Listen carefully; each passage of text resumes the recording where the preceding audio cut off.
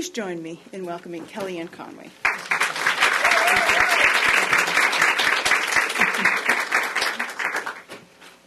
Thank you, Michelle. The children live there, too. I do want to make that clear. There are some days, however. I am, in fact, the mother of 4 children, but I didn't do that until I had children for the first time at 37. And I won't mince words. I weigh 120 pounds, and I'm 44 years old. So let's get those out of the 2 questions you're not supposed to ask a woman out of the way. But I, for years, would be asked by people, well, how is the conservative movement, how is the Republican Party going to win more women? You know, there's this huge gender gap. Women don't vote for Republicans. Why is that? So I used to give these long explanations and treatises, and people would politely nod their head and yawn, and they would say words like interesting, which I knew it wasn't, and they weren't listening. And so finally I just said, you got to get women the 4 magic M's: marriage, motherhood, mortgages, mutual funds. And they'll start thinking more conservatively and voting more Republican. And then I realized I was a big hypocrite, because all I had was, I think at the time, maybe a mutual fund, and decided to sort of go through, at least attempt the other 4 acquisitions. But the fact is that fewer American women are having fewer children than our nation's history, than ever before.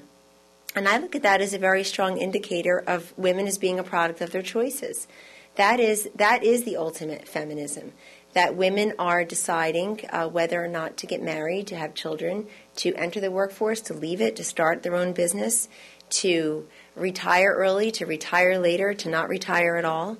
And they're just much more free. We, as a nation, are much more free to choose than women in any other nation probably in the world. And I think that's lost because so many of the messages are negative. Everything really is very gloom and doom. And when I counsel leaders, whether they're in corporate America or political America, I tell them routinely, if you depress people, they're going to change the channel, not pump up the volume. They're going to turn the page, they're going to click off and go elsewhere immediately to a different link. Because we already know what the problems are. We already feel terribly about any number of issues and challenges. But if you, as women in this country do every day, talk about solutions, talk about specifics, give them something positive from the beginning, lead with, we are going to balance this budget and solve the debt crisis because it's a moral imperative. If you lead with, we're going to go bankrupt next week and default on all of our loans, and the skies will open up, people are definitely going to turn that off. So there's a certain way, and I think women are leading that way. But why am I talking about this? It actually came out of one of the many articles recently that have been written about Congresswoman Michelle Bachmann, who has announced her candidacy for President of the United States, where I either wrote or told journalists, I can't recall, they write what you say anyway because it's easier for them, that I believe that she's a curious case because she doesn't lead with her gender, and that her candidacy, not to make it all about her, but her candidacy is a very good indicator that femininity is replacing feminism as a leading attribute for American women, as something that they want to lead with and not be struggling with and not be burdened under. And why I said that was women are much more focused on opportunity and optimism than gloom and doom. And I do think the feminist movement has peddled a lot of gloom and doom, particularly recently. And why do I say that? Well, if you look at some of the quotes, you'll hear, and I'll give you some. But I also think it's just a drag to be in a bad mood all the time. So, and I think many American women are figuring that out. It's also a real drag to either call into question, be suspicious of, if not, have suspicion towards, if not revulsion towards the men in your life, or men generally. And I challenge anybody to show me where that is not part and parcel of the feminist movement. That has absolutely been a cost of admission into the feminist movement, that you automatically, pro forma, default believe that women are trying to men are trying to keep you down, and that women are trying to pump you up. Oh boy! So we ask women and men in polls. We've asked this many times over the years. Would you rather have a male boss or a female boss? And women would slightly prefer a female boss, but in a time of recession, they'd actually prefer a male boss. They think he's going to be more decisive. He's going to protect that division. He's going to be unemotional. Maybe that's an unfortunate polling statistic, but it's true. And I think all of this is to say that women are much more gender neutral now in terms of their approach towards things that are more gender neutral, like the workplace, like investing, like tax and debt policy, like the things that go on across the street here. And that's good. But women are no more gender neutral on things that matter to them, like being wives and being mothers and believing in traditional marriage. And that I think is very important. I want to read to you a very compelling polling statistic. I prepared a PowerPoint today with the help of Erin Norman, who I see, who's a recent and fabulous addition to the polling company. But I didn't want to show the PowerPoint because I think it gets distracting, and I don't want everybody to be staring there like I'm the science teacher in the Wonder Years. But I did want to read this to you. The Daily Beast asked a really terrific polling question. Do you consider yourself a feminist? And I was agog because I'd never seen the number so low. 14% of American women, according to the Daily Beast, according to Tina Brown's website, said 14% said yes, they consider themselves a feminist. Then they were asked, the same people were asked the question, would you like your daughter, if you have a daughter or pretend you do have a daughter, would you like her to be a feminist? And those numbers were 17%, saying they'd like their daughter to be a feminist. But over 70% of the women said that they are not feminist. 58% said they would not want their daughter to be. So there was a little bit of a give there in terms of, well, it depends, and maybe if she wants to be, we'll leave it up to her. But those numbers don't lie. And those numbers, I think, are in part because women are rejecting labels and rejecting sort of a collectivism in that regard based on their gender. But it's also because, and rejecting labels in that way, but it's also because the cost of admission ended up being too high. And it also, and let's just be frank, for the feminist movement, if there's a religion at all, abortion is the religion. And I think that alone has produced many converts away from that and towards femininity, because again, it's a drag to talk about the same thing when women are faced with so many other issues. I have to tell you what happened when a journalist called about Michelle Bachmann about 7 weeks ago, and the reason this is still relevant is she didn't publish this in her article, but someone else published it in their article. It was bound to happen, of course. And the question was that Michelle Bachmann, at the end of a speech somewhere, had said a long time ago, my husband told me you should run for Congress. You should go and get your advanced law degree, and you should run for the state senate. It was the state senate of Minnesota. And she said, we women must submit to our husbands. And Marcus was there with her, and she joked, she's very good. She, of course, is very Christian. The Bible is a huge foundation in her life, she will tell you and has said publicly. And a Washington Post reporter asked me about it, and then didn't put it in her story, I guess because of my answer. And then a Daily Beast reporter asked me about it last week and put it in her story, I guess for the same reason, because of what I said. And I said, when I think of women being submissive, I picture them up at a podium next to a husband who has just publicly humiliated them by admitting adultery and forcing them to stand there like some wind-up Cupid doll, biting the lip with that they do their scarf. I'm just jealous because I can't do a scarf that way. The scarf, that's all I'm jealous of, by the way. With the scarf, perfect scarf around them, biting their lip. Please sit down. It's fine. It's not church. You made it before the gospel. You're good. Sounds like you do that all the time. And I can't think of anything more submissive than being complicit in the way he has treated you and treated your marriage vows, to be standing there. And in that regard, I give, Huma Abedin credit. I give, there was somebody else who didn't stand there, credit. Oh, Jenny Sanford, for sure, credit. And Huma Abedin is the one I mentioned first, and Jenny Sanford, who I think set the standard. That's right, Becky. And I give him, because I can't think of anything more submissive to the man's power, more submissive to him asking you to be something you're not, accept something that you should not, and violating, a very sacred compact.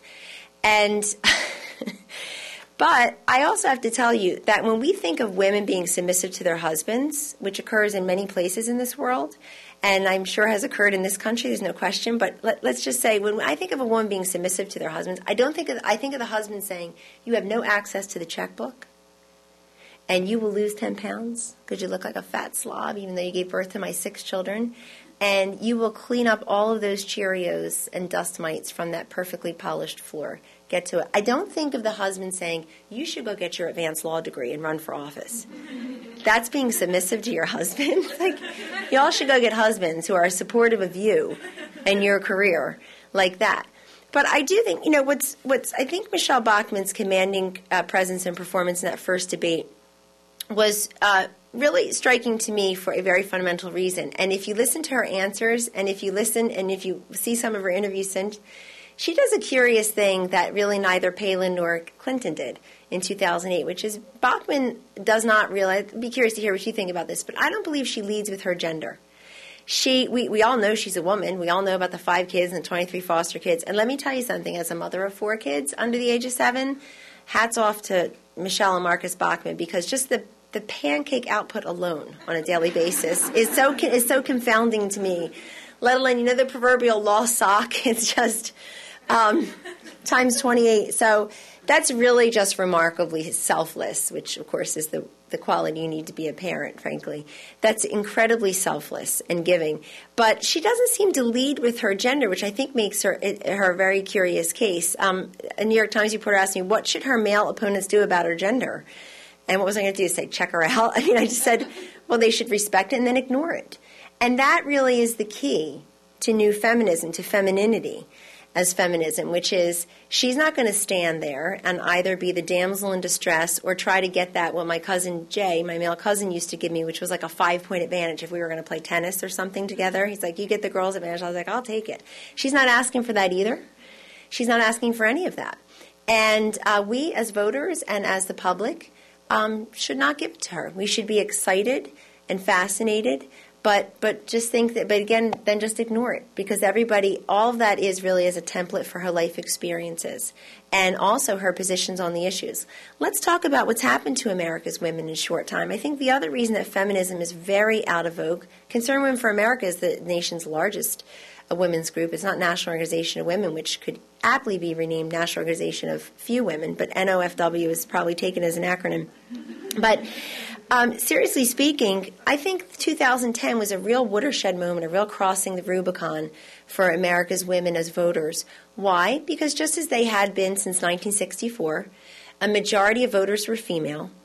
But for the first time since pollsters have been tracking it since about 1982, women voted Republican over Democrat in the congressional races. Now, this was key for any number of reasons, but let me just tell you a few important ones because they have staying power, and they are more cultural than they are political. One is, what were the major issues being talked about? What was the most important issue that helped you decide how to vote today? 42% women said the economics in the budget, and men very similar number. Where was abortion? It was number 9 on the list of 10. 46% of self-identified pro-choice Democrats said it wasn't in their top 10. This all makes sense to us. Think about it for a moment. It was the economy, it was deficit spending, it was jobs and unemployment, it was taxes. So it took the Republican Party, ladies and gentlemen smart enough to be here, it took the, in a room full of women, it took the Republican Party and the conservative movement, more importantly, it took the conservative movement to respect women as the financial sophisticates they are and speak to them about the economy, and not just the microeconomy, not just, and here's the more money you can save and get more groceries, and here's how you can take the family to Disney World. Then we talked to them about federal budget deficit, about the debt. Debt became a 4-letter word to America's women. They won't even mention it in front of their children. They won't swear and say the debt. It's become a 4-letter word to America's women due in large part to the Tea Party movement, to the conservative movement, respecting women enough to not bifurcate and artificially segregate women's issues, whatever that is, from men's issues. Turns out the economy, jobs, unemployment is a woman's issue. And boy, is it ever. Because at the same time that these were the important issues in 2010 at the ballot box, for the previous 2 years before that, 2+ years, the man session had disproportionately hit men in this country economically. 87% of all construction and manufacturing jobs were held by men. Over 50% of the initial job losses from this recession were absorbed in the manufacturing and construction industries. At the same time, the 5 fastest growing industries are all overly populated by a majority of women as workers. So healthcare, education, the service industry, home health aides, and I think when the public sector layoff started, that's when the man session became the he recovery, because many women, a lot of people are out there complaining that these new jobs didn't go to women, but the fact is the cuts were made at the public sector level, which is overly populated that were not absorbed in the first wave were in healthcare and education.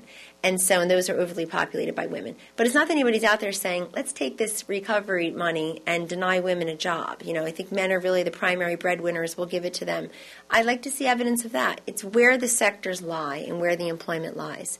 But many women were forced. Some did it willingly, but many women were forced to either stay in jobs they didn't particularly like or ramp up their hours or not ramp down their hours or move to a different job to hold on to those benefits, to be the primary, if not an important breadwinner within the household. 40% of American women are the primary breadwinners right now.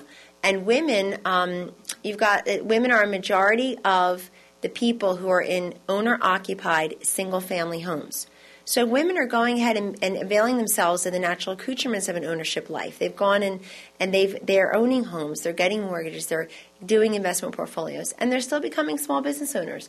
The recession has tightened access to capital and small business bank loans, but the fact is women are still doing it because the security is not in corporate America. You want a secure path? Good luck with that. Be one of 5,000 who got laid off that day worldwide. Or be your own boss. Create that parallel universe that so many women are striving for. They read these corporate handbooks and they say, I see right here in Chapter 17.2652, Clause 4, it's a family-friendly company. It says it right here. And then they try to take a couple Fridays off or leave a little early for something or work, God forbid, work from home for some reason. And just sort of this idea that would be accommodated has not always materialized. And these are not just women who want to web commute or want different kinds of work life. They call it balance. I call it equilibrium, because balance just always makes the woman she's her hair is not done and she's in her husband's college sweatshirt and no bra and baby vomit on it. She's juggling all these. I hate that, juggling. It's that is a 70s term. It's equilibrium because she's the fulcrum. And seesaw just seems so much more elegant than juggling. You can have it. So in any event, with that equilibrium and that fulcrum and that non-juggling, many of these women are not seeing that parallel universe, and they're creating one for themselves. But go talk to a small businesswoman about abortion or gay marriage. She will bite your head off, because that is not what she focuses on every day. And if she does, chances are that she's got traditional views on both, and those are just facts. New York notwithstanding, those are just facts. Go and look them up. 30 states have entertained, the voters in 30 states have decided what to do about marriage, and in every single state, from Mississippi to Blue Oregon and to California, they have decided to affirm traditional marriage. So when the voters have their say, that's why that didn't happen in New York. That was what was supposed to happen. Put it on the ballot. They don't have initiative referendum there, but you can amend the state constitution. You can put anything to a popular vote. And so when people have had a chance, they have in fact gone that way. And then what else has happened with women in economics is that you've got more women who feel like they are currently responsible or will be at some point responsible, not just for the children who aren't on their own futons but back on mom and dad's couches. I wonder how they're going to feel about Obama in 2 years. But they feel like they're going to be helping out mom and dad. There was a poll released yesterday that 70% of seniors believe that they're going to have to help adult children. So literally, ladies, there are polls everywhere that say the seniors are going to help the children and grandchildren. The grandchildren are like, I got to get a job because I'm going to have to help pay them back. And the ones in the middle have always said, I need to help everyone first. So everybody thinks they're looking out for everybody. But notice how none of them are saying, notice how it wasn't 30% are going to help their adult children, and the rest said, you're on your own, go ask the government to help you. That's just not the way America's women feel, and frankly America's men feel about the family structure, about self-reliance, about the fact that you don't look for a hand up and a handout unless you really, really need it, and they know people out there really need it, and they're not among them. When you think about when I think about the calls for gender equity and feminism really being about treat us equally but treat us individually, I think of the Wal-Mart case that was decided by the Supreme Court several weeks ago. And if you didn't follow, it was an 8-0 unanimous decision, 8 or 9. It could have been 9, but it was a unanimous decision on the merits of the actual piece of the case that was directly between the Supreme Court. It was a split decision 5-4 and some others, in fairness. But including the 3 female justices, all of whom either are products of the feminist movement we're told, or are lauded as products of the feminist movement. They all voted unanimously on the call to question, which was whether you can certify a class under 23B. Now I'm my old lawyer self, but I'm married to one. This is Pillow Talk, 23B. Whether you can certify under 23B2 a class based on gender under the Federal Rules of Civil Procedure. Like, now you're really boring me and I'm hungry, Kellyanne. This is important stuff because you can eat later, and I'll join you. You can eat later. This is important stuff, and I'll tell you why. Because essentially, I look at these women who worked for Wal-Mart, 3 plaintiffs. It was called Dukes, Wal-Mart versus Dukes at the Supreme Court level. Wal-Mart sued on appeal. Dukes and 2 other women who felt that they had been discriminated against. And I'll play devil's advocate and I'll say they had some good evidence that there was let's just say for argument's sake, there were unequal promotion and pay scales for women than men in the stores where these women worked. Then these women should have gone and pursued those claims 10 years ago. To me, they've been denied justice for 10 years in the name of the trial lawyer bar and the feminist movement preying upon them and saying, let's just get you and 1.2 million women just like you who work for Walmart. These people had nothing in common except their gender and their employer. That was it. That's all they had. They had never met each other. These 1.2 million, they work in states that each other has never even visited or doesn't know anybody who lives in them. The Supreme Court essentially said, you can't do that. And I said, hooray. You know why? I said it's a victory for women because it tells women you are individuals who will be not denied your day in court if you think you have been discriminated against. You can go and bring those claims. But these women spent 10 years not bringing those claims.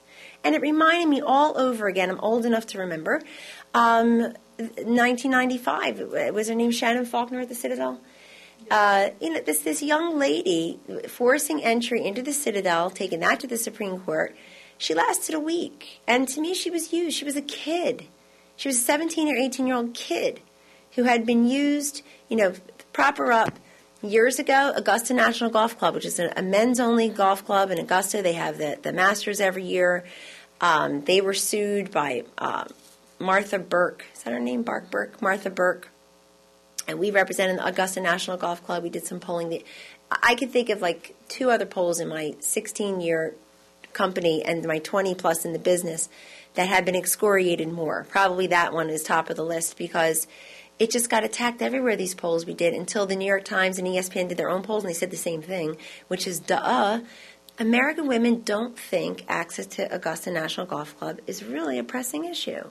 Guess what they said was? It's like Groundhog Day all over again. Jobs, the economy, healthcare, education. It was important to Martha Burke because it got her on TV and it raised her a boatload of money. And it got a couple of women to stand with her and say, you know what, you're right. We think that's terrible too. I don't know about you, but the last time I saw a man invited to a baby shower or a Pampered Chef party or something like that, or a Botox party, was like it's the poor guy coming in with the pregnant wife and then he leaves as fast as he can. We segregate ourselves all the time in private arenas. And this is just the idea that access to a golf club is the most pressing issue. And I said publicly, if access to a man's golf club becomes the most pressing issue for women in this country, I'll be the first one in line to make sure we break down that barrier. But I have a feeling I'll never see the day. And then it turns out, what was the most, again, you talk about submission, what was the most misogynist thing going on in Augusta National Golf Club? The hero of Augusta National Golf Club, Tiger Woods, and the way he treated his wife. So we're always looking out of the wrong pane of glass, aren't we?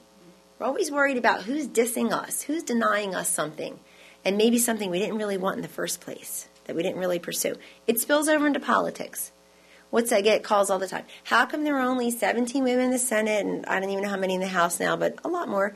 And how come there are, the short answer is because not many women want those jobs. Yes, of course, women have run for those jobs and lost, but proportionally, women are doing pretty well when you compare the number of women in the different states who have pursued public office, federal office, to come to Washington and have won those offices. The margins are pretty good. Much better than the men because more men pursue them. But women will tell you, 2010 was a little bit different, but they'll tell you, that is not where I belong. That is not where I feel I can make much of a difference. I am not going to commute between home and Washington with these little kids or an ailing mother or a husband or my dog, whatever is at home waiting for you, my empty refrigerator. They just say, I can make more of a difference politically by being a 60-second, voter, or by driving seniors to the polls, or getting involved with writing letters to the local editor, or being involved with the state think tanks or the state legislatures. I can do that. I can make a difference closer to home. It's not somebody standing by the door saying no entry. What are you talking about? Now, I'm not saying that women shouldn't participate more in politics, but I think implicit in the right to do something is your right to refrain from doing it. And many women have made that decision as well. But look at 2010. It was a masterful example of a very, very diverse class of women, being elected to Congress and Senate a little bit, up here and coming here to serve. These women come from such diverse backgrounds. Who's a rancher? Who's a small business owner? Who slept in her car with her 2 children after her husband left her penniless? These are true stories. Go look them up. The biographies of the freshman congresswomen are amazing, and we should all study them and thank them. Thank them, again, for showing without ever gripping on to feminism as either a philosophy and ideology or as an orthodoxy. We should thank them for overcoming that, resisting that, and taking their case all the way to Washington, D.C. And if you've met any of them, they don't look like they're sucking on lemons. These are not bitter, angry people. They're happy warriors. And I think that drives the left absolutely bonkers. That's getting back to Michelle Bachmann. They simply don't know what to do with her because she's happy about it. It's like the old double standard for women, which sort of kind of exists. I'll just give you a couple examples, but I really don't, because I don't believe in identity politics. I don't like talking about gender and race and everything. We're all supposed to be the same. The feminists told us, so I listened. We're all supposed to be treated as individuals. I'm trying here, girls. And we're all supposed to be the same. But voters do think that women take a special perspective to public service, and they're right. But years ago, that meant we're going to give you health care, education, Social Security, we're going to give you the girl stuff, the child stuff, anything with child and title, give it to them. And then we'll worry about the war and the economy over here. Well, guess what? For 10 years in this country, war and the economy have traded places. War, terrorism, and economy have traded places for 10 years, even before 9/11. Bush passed his massive tax overhaul, tax relief package in June of 2001. With 12 Democratic senator votes, I would like to say, all of whom were up for re-election in 2002. So it's a very different place here now. But the war and the economy have been the major issues, and women are ascending politically. So we're not just doing just the Social Security, healthcare, education, the she cluster of issues. We're doing the we cluster, war and economy, and we're doing it happily and mightily. And the thing about Michelle Bachmann, I think she drives the left crazy because she's happy about what she doesn't get miffed. She doesn't get angry. She doesn't seem miffed or seem angry. In fact, it was a Fox News anchor, Chris Wallace, who asked her if she was a flake. And wasn't even gracious enough to say, others have said you're a flake, how does it make you feel? There's a way to ask. I'm not even a journalist. There's a way to ask a question. Others have said so. Some people say that. How does that make you feel? What do you think about that? That's like the third hour of morning TV, though. How do you feel about that? So she just gave an excellent answer and never repeated the criticism, which was very smart. Something of all people Mario Cuomo taught me years ago because his younger son is a friend of mine. But he'll say, don't ever repeat it because she never said the word flake. She just said, I find that to be very disrespectful. I'm a serious person. And what happened? Chris Wallace had a cascade fall upon him. And not just from women. Men have wives and mothers and sisters and daughters and nieces and friends and girlfriends and co-workers. It offended everyone. And every time we have all these statistics about the coverage of what a woman wears on the campaign trail. This really does bother me because it's been empirically proven now that there's so much coverage on a woman's clothes, hair, jewelry. I call it the husband's hairdo haute couture coverage. And nobody's ever covering, the paunchy beer belly and the bad comb over. I never see articles about this, ever. And, our 1-year-old daughter, she's about 20 months now, but Vanessa, God bless her, but my kids don't get hair until they're like 3. And we have friends, like the kids are born with these big things of hair. We have a Muslim friend of ours, she used to get sick later in her pregnancy because her daughter had so much hair in utero that it would tickle her. I'm like, what? Yeah. Is that amazing? I never even heard of that. I'm like, yeah, we didn't have that problem. So we had no problem like that. Anyway, I said the other day, somebody said, Vanessa's getting hair. And I'm like, yes, but it's here, and it's here, and it's here. It's like curling out. And like, so I do, and I give her what I call the bad congressional comb over, because she doesn't know. So it reminded me of that when I just told you. It looks cute. It looks cute on a 1-year-old. Does not work up here. But you'll never read about an article, is my point. You will never read about an article.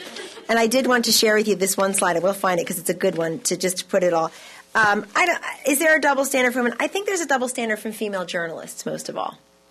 And that's something to know. I think there's a hanging on to this notion that if you are a Christian, if you are pro-life, God forbid, and you think you're going to run for president or even governor or senator, we even take notice of you, in other words. If you're a threat and you look happy about it, that's a problem.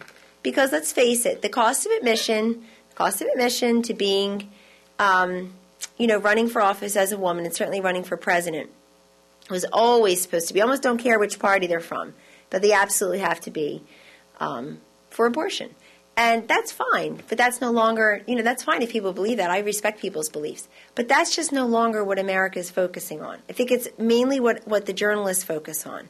And it is just a dead letter. But I think many of them don't understand somebody who, either owns a gun or goes to church or synagogue or mosque. They don't, if you're out like jogging and having brunch every Sunday, and that's what you're doing, that's your right. But it doesn't mean what somebody else is doing is wrong or stupid or, as some way Bill Maher would characterize it, which is worse.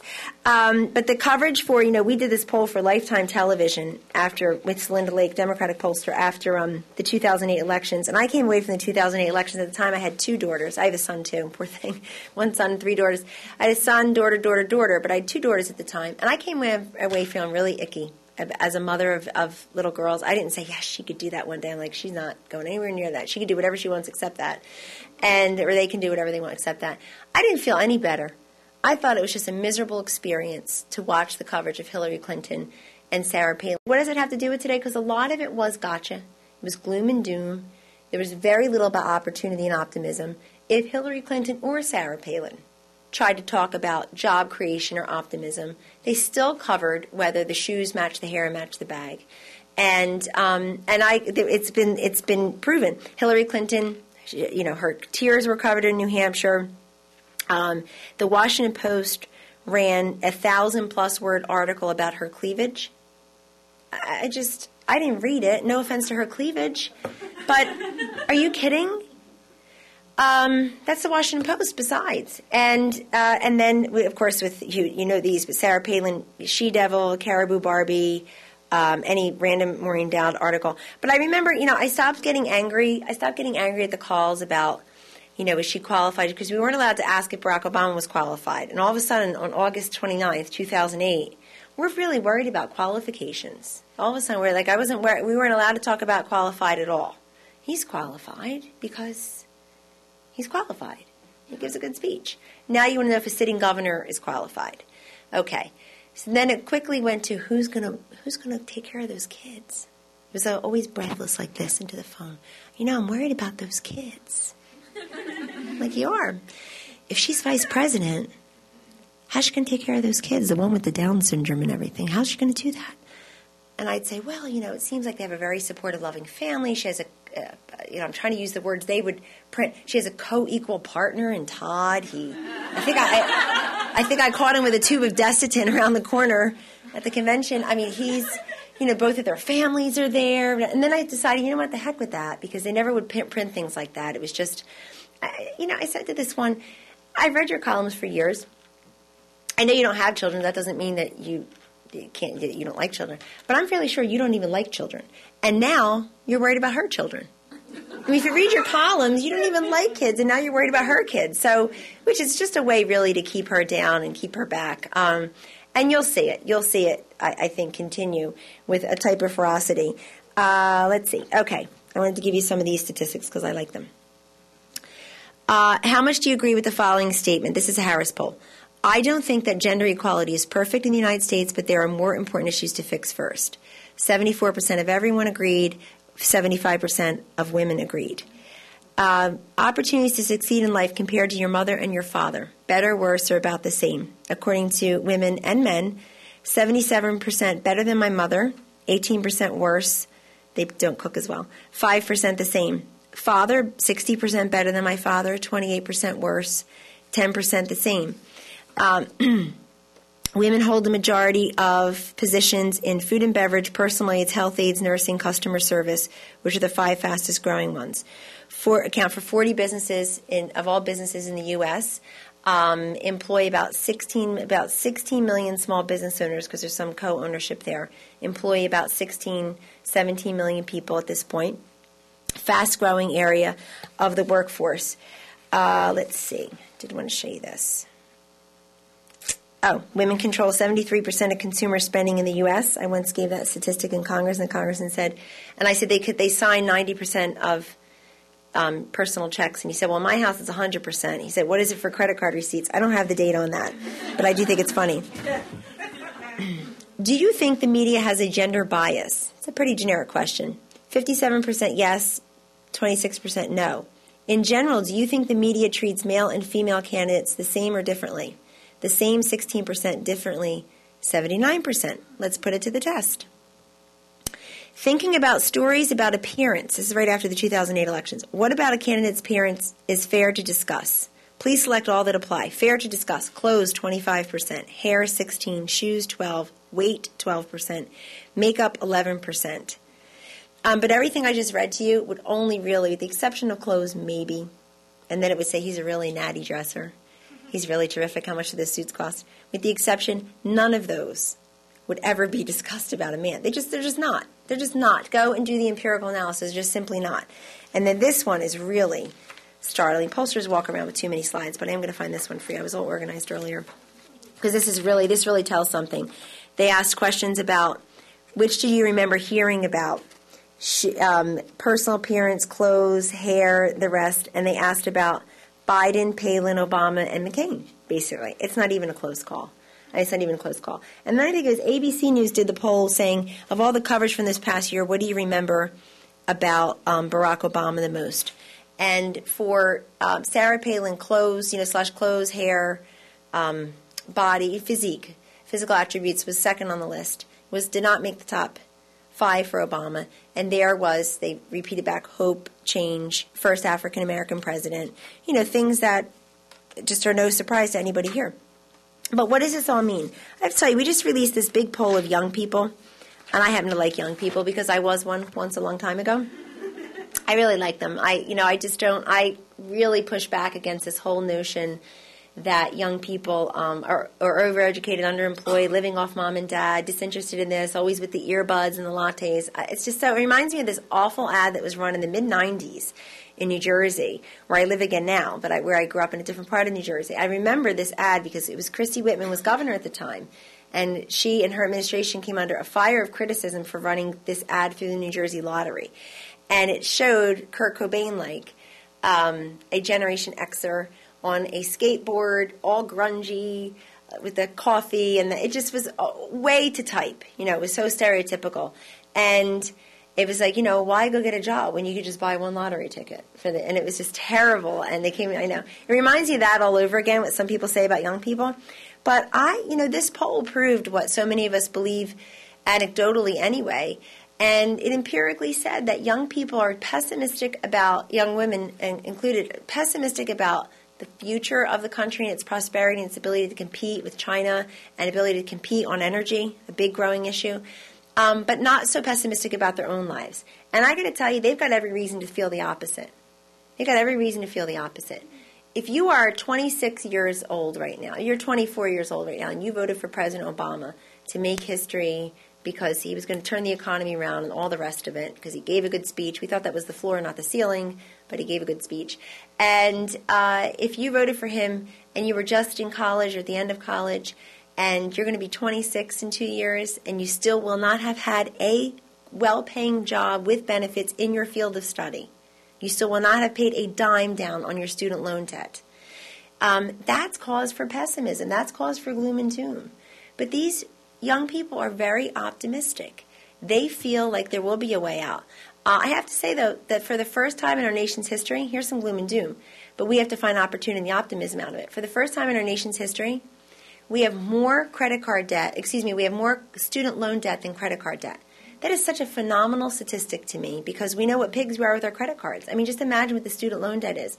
And student loan debt, according to the New York Times front page about 3 months ago, student loan debt it just surpassed $1 trillion this year for the first time ever. It was about $650 billion just a few years ago.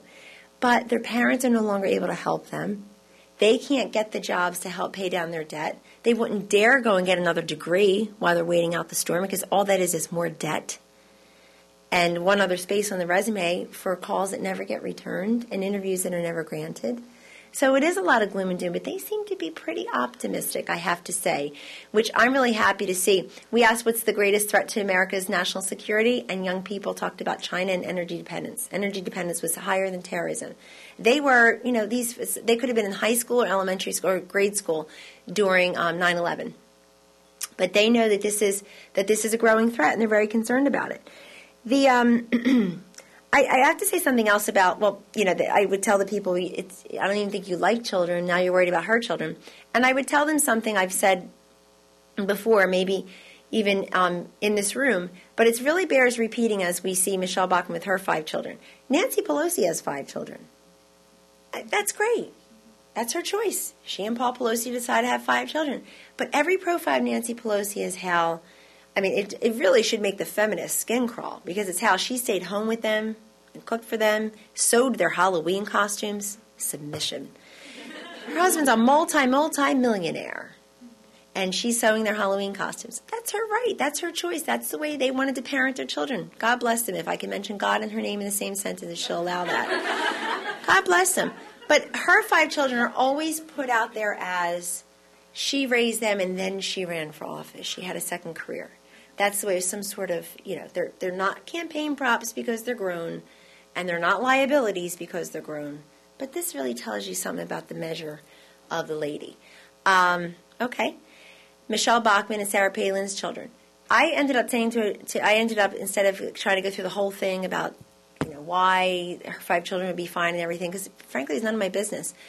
But I'd say, you know what? As far as I can tell, I said she got plenty of time for those kids. As far as I can tell, she doesn't have a boyfriend. So right there, she frees up like 15 extra hours a week. Because every time I see one of these, Larry Kudlow asks me, why is it always the men who are cheating? Is it just their hormones? Or something? I'm like, now you're asking me questions I just don't know about. I said, but if you're asking if men are pigs, sometimes, I guess. But I actually think it's because they have opportunity and more time. Just have to say, where would I fit a boyfriend in my life? Would I have met? I got up at 5:30 this morning to get on the train to get here, and got the kids' things ready for camp. And where would I put him? I'm going to meet him I'll meet you in the train car number 2 on my way to Heritage.